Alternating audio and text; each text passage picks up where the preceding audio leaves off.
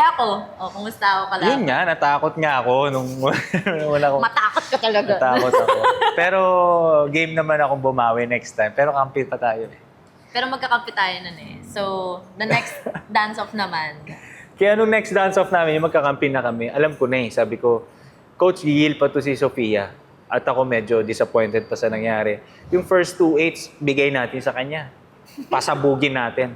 Kaya which is yun yung, actually plano nila namin talagang tatlo yun eh. May intro, tapos pagka ganun ko, sumabog to. I think doon pa lang panalo na. Kasi yung dance-off nung tayo yung magkasama, gasolina yun, yung song. Oh my gosh, favorite song ko yun Favorite talaga na i-freestyle. As in, yun yung freestyle song ko talaga. So para ako, Coach, ako na muna to. Bigay mo na to sa akin. So sinasabi ko rin sa kanya, alam, pag kailangan natin mag-dance-off, kailangan talaga natin. Sayang. Ayun, binigay ko Thank sa you, kanya. Lord. Doon pa lang sa first 2-8s, alam ko nang, wala, panalo na to. Nakita ko na yung energy niya eh. Sasabayan ko na lang. Doon na, nawala yung pagsisisi ko sa sarili ko. Ito na to! Gigil ko.